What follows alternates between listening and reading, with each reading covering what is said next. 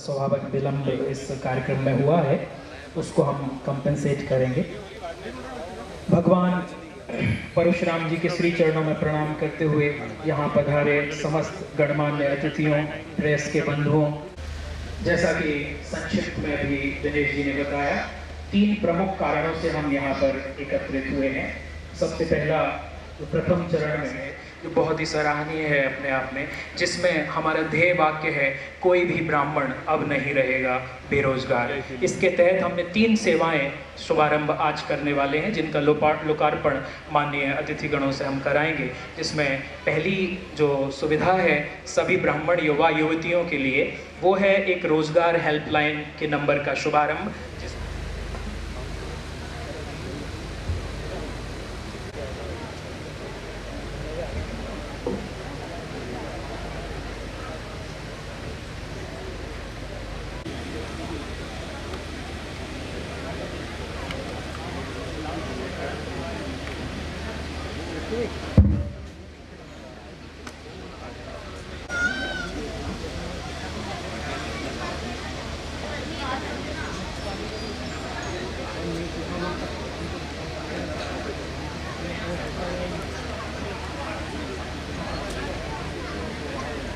College के कानिकुब्ज ब्राह्मण समाज के हमारे पितृपुरुष पधार चुके हैं हमारे बीच, तो कृपया भैया उन्हें मंच पर लेकर आए। सत्यनारायण जी सत्तन, भूतपूर्व माध्यम से आपके मार्गदर्शन में चाणक्य महान पत्रिका निकलती है, उसके संरक्षक और मार्गदर्शक हैं। श्रद्धा महासभा के संयोजक कैलाश जी पाराशर, राष्ट्रीय अध्यक्ष पाराशर अलग IDA इंदौर विकास प्राधिकरण के संचालक पंडित श्री केदार जी शर्मा, योगेश मिश्रा साहब, संयोजक सर्व ब्राह्मण युवा संगठन, राम नारायण जी अध्यक्ष विश्व ब्राह्मण महासंघ, त्रिपुरारी लाल जी शर्मा, प्रदेशाध्यक्ष बागड़ा गौड़ ब्राह्मण समाज, जो भी हमारे कार्यकर्ता ब्राह्मणों के लिए हम सभी यहाँ एकत्रित हैं।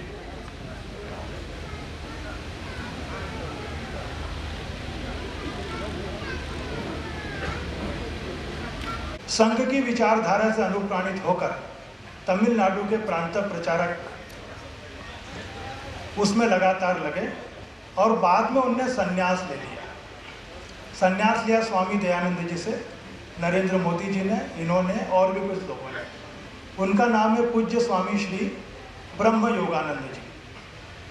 और उस समर्पण भावना के साथ कुछ चीज़ उनने अपने हाथ में ली। सबसे पहला कि उत्तर भारत और दक्षिण भारत की दूरी को दूर करना, उस खाई को दूर करना, और उसके लिए उन्होंने अनेक प्रयास किए। उसमें एक प्रयास ये किया कि एक कल्पना की गई कि आखिर ये जो भारत हमारा परम वैभव था महाभारत के पहले, इसका पतन क्यों हुआ। तो महाभारत के समय जो राजधानी बनी इंद्रप्रस्थ, आपको कथा मालूम होगी, कौरव पांडवों ने जुआ खेला, उसके बाद इंद्रप्रस्थ राजधानी बनी, द्रौपदी का चीरहरण हुआ। तो पूज्य स्वामी जी और उनके भक्त मंडल ने इस बात को स्पष्ट किया कि जब से दिल्ली राजधानी बनी तब से देश का पतन चालू हुआ, क्योंकि जुआरियों ने राजधानी बनाई और महिला का चीरहरण हुआ। उसके पहले मानधाता ओंकारेश्वर, मानधाता यहाँ के राजा थे।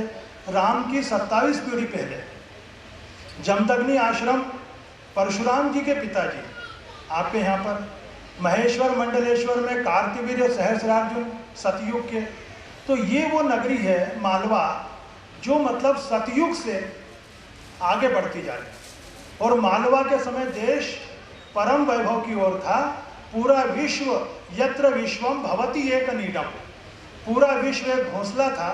और हमारे देश के जो लोग थे, जिसको आज आप ब्राह्मण बोल रहे हैं, मनुस्मृति में उन्हें अग्रजन्मा बोला गया। और बड़ा प्रसिद्ध श्लोक है, एतद् देश प्रसूतस्य सकाशात अग्रजन्मना। इस देश के जो अग्रजन्मा जो ब्राह्मण हैं, वे क्या करेंगे, स्वम स्वम चरित्रम, स्वयं के चरित्र के द्वारा शिक्षेरन पृथिव्याम सर्व मानवा, पृथ्वी के समस्त मनुष्यों को चरित्र की शिक्षा देंगे इस देश के ब्राह्मण जो अग्रजन्मा।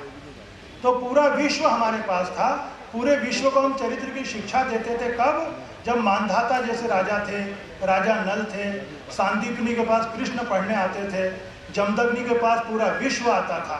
तो स्वामी जी ने ये कल्पना की, एक भविष्यवाणी भी की, उन्हें आभास भी हुआ कि मालवा प्रदेश देश की राजधानी बनेगा, और जब मालवा देश की राजधानी बनेगा तो भारत पुनः परम वैभव की ओर जाएगा, अखंड भारत की ओर जाएगा।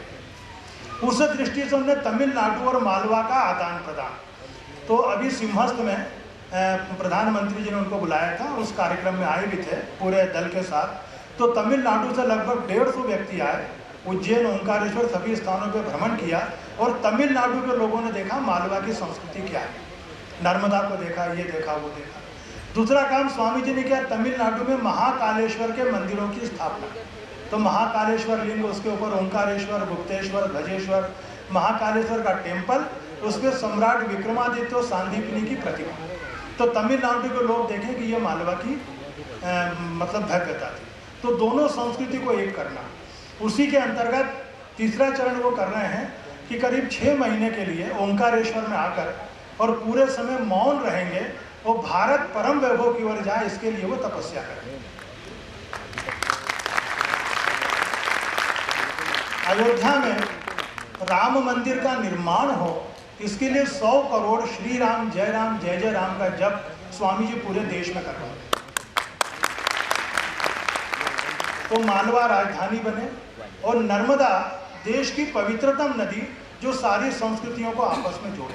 ऐसे 3-4 संकल्पनाओं को लेकर स्वामी जी आगे बढ़ रहे हैं। उनके परम प्रिय शिष्य रंगराजन जी आए हुए हैं, उसकी पूर्व तैयारी के लिए रंगराजन जी का हम लोग स्वागत करें। और स्वामी जी 12 सितंबर को प्लेन से इंदौर आएंगे, पहले उज्जैन जाएंगे, और 12 सितंबर की शाम को हम लोग ये विचार कर रहे हैं कि हम सभी लोग पूखा विश्ववेदाः स्वस्ति नस्तार्क्ष्यो अरिष्टो नेमिः स्वस्ति नो बृहस्पतिर्दधातु।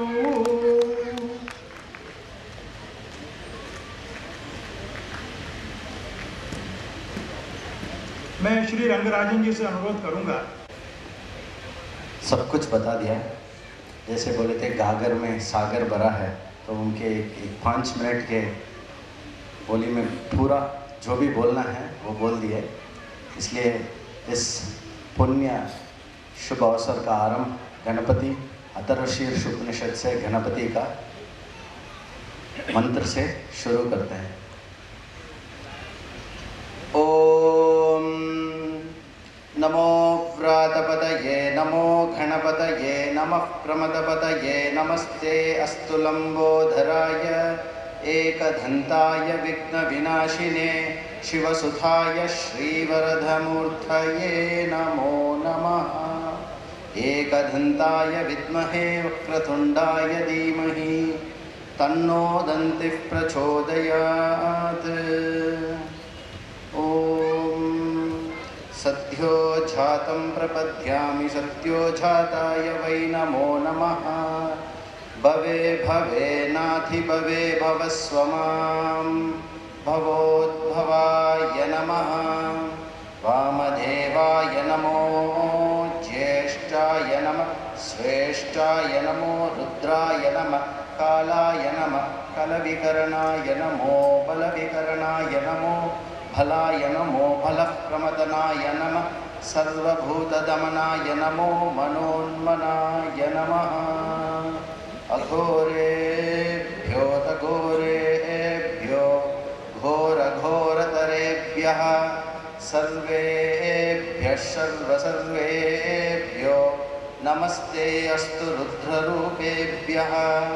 तत्पुरुषाय विद्महे महादेवाय धीमहि तन्नो रुद्रः प्रचोदयात्। ईशानः सर्वविद्यानाम् ईश्वर सर्वभूतानां ब्रह्माधिपतिर्ब्रह्मणोऽधिपतिर्ब्रह्मा शिवो मे अस्तु सदा शिवो।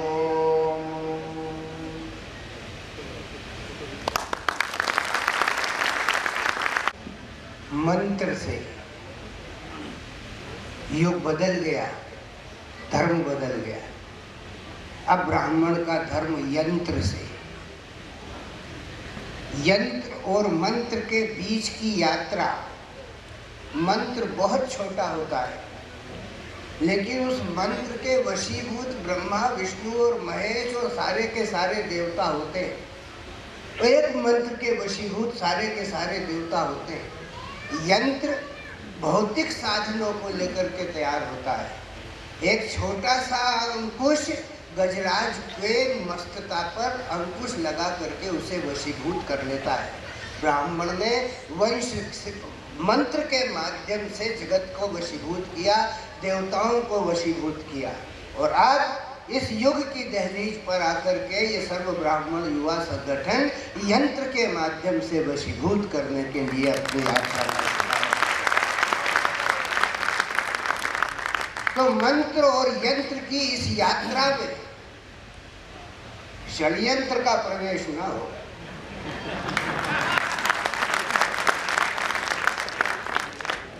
हाँ, नहीं तो प्रजातंत्र एक बार फिर दूषित हो जाएगा। ब्राह्मण सदा से रोजगार देता आया है। गोसाई तुलसीदास 500 साल पहले हुए थे, लेकिन उनकी रामायण को गा करके हिंदुस्तान में कम से कम 10 लाख लोग अपनी जीविका को चला रहे हैं। उनकी रामायण को गा करके कम से कम 10 लाख लोग अपनी जीविका को चला रहे हैं। बाबा तुलसीदास जिस धरा पर नहीं है, लेकिन उनका एक ग्रंथ जो है वो लाखों लोगों की जीविका का साधन बढ़कर के खड़ा हुआ है। जो काम देश की सरकार नहीं कर पा रही है, वो नहीं हो करके भी बाबा तुलसीदास ब्राह्मणों का नेतृत्व करते हुए कर रहे हैं। तुलसी, सूर, कबीर, मीरा हमारे आदर्श है। हम ब्राह्मणत्व को रहते हैं। ब्राह्मणों को जिन वर्गों में बटाए, लोगों का ऐसा कथन है, वो आजकल वो चला है, वो व्हाट्सएप उस पर न जाने कैसी कैसी कमेंट्स आती हैं। ब्राह्मण एक नहीं हो सकता। क्यों हो गए? उसके पास तर्क है, ज्ञान है, विद्या है, सत्य है, शौच है, दान है, दया है, तप है। उसके पास शस्त्र है और उसके पास शास्त्र है। यदि शास्त्र से समझता है तो ठीक, अन्यथा शस्त्र से समझा देने की ताकत रखता है वो ब्राह्मण। आज ये विज्ञान का शस्त्र भी हमारे लिए कारगर साबित हुआ है। इसको लेकर के ये युवा संगठन की यात्रा प्रारंभ हुई है। ये केवल ब्राह्मणों तक सीमित है। मैं युवा संगठन के इन पदाधिकारियों से एक बात कहना चाहूँगा कि सर्वे भवन्तु सुखिनः, सर्वे सन्तु निरामया, सर्वे भद्राणि पश्यन्तु मा कश्चित् दुःखभाग् भवेत्। ये ब्राह्मण का वचन है कि सबके सुख की कामना करते हैं, केवल हम अपने वर्ग के सुख की कामना नहीं करते। मैं इन संगठनों से कहना चाहता हूँ कि यदि तुम्हारे दरवाजे पर कोई शरणागत आकर के याचना करे तो उसकी भी सहायता करना, केवल ब्राह्मण के अलावा जो भी तुम्हारी शरणागति में आए उसकी सहायता करने का संकल्प भी तुमने उठाना। क्योंकि शरणागत को जो तजे ही निज अनहित अनुमान, ते नर पामर पापमय तिनहि विलोकत हानि। और ब्राह्मण का धर्म सभी के कल्याण की कामना है। आपका ये कार्य प्रशस्तिपूर्ण है, अभिनंदनीय है, वंदनीय है, इस युग की अनुरूपता के साथ चलने वाला है। हम मन, वचन और कर्म की एकाग्रता के साथ आपके समर्थन में खड़े हुए। आपका कल्याण हो, समष्टि का कल्याण हो। और वही वाक्य जो वेदों से निसृत होकर के हमारे बीच में आया है, सर्वं खल्विदं ब्रह्म। हम सभी में उस परमात्मा की आकृति का निरीक्षण करें, परीक्षण करें, वंदन करें, अभिवादन करें। जय जय परशुराम भगवान की देव्या दे महाराधो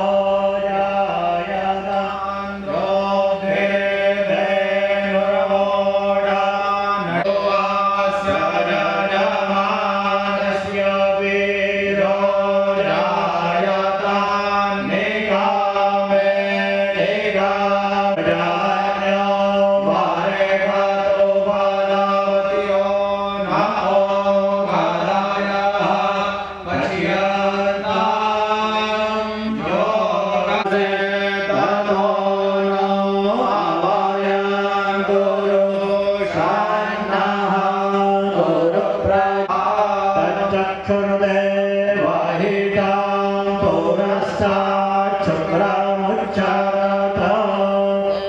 यस्ये मा शरदः शतं जीवे मा शरदः शतं शृणुयाम शरदः शतमदीनाः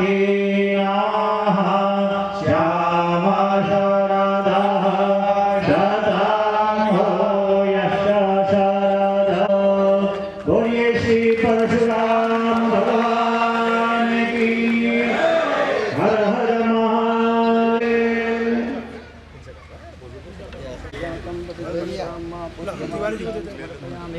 गन्धद्वारां धरादर्श्यां नित्यपुष्टां करिष्णं परिवारमानः अस्तग्नो विश्वान् गुमान् त्वं परिवारविस्फुटः नानापरिमलशोभान् द्रव्याणि समर्पयामि। दीप प्रज्वलन के उपरांत सभी पहचान है वो हमारा संस्कार है। आज अगर ब्राह्मण का कहीं सम्मान है, आज अगर कहीं ब्राह्मण की पहचान है, तो वो केवल और केवल उसके व्यक्तित्व विशेष के कारण है, उसका एक विशिष्ट प्रकार का जीवन है। ईश्वर ने इस मानवीय सृष्टि में उसको सर्वश्रेष्ठ होने का दर्जा दिया, तो सर्वश्रेष्ठ होने का दर्जा उसको उसके कर्मों के कारण मिला। लेकिन अत्यंत कहना चाहिए खेद का विषय है, दुर्भाग्य का विषय है कि लगातार संस्कारों के मामले में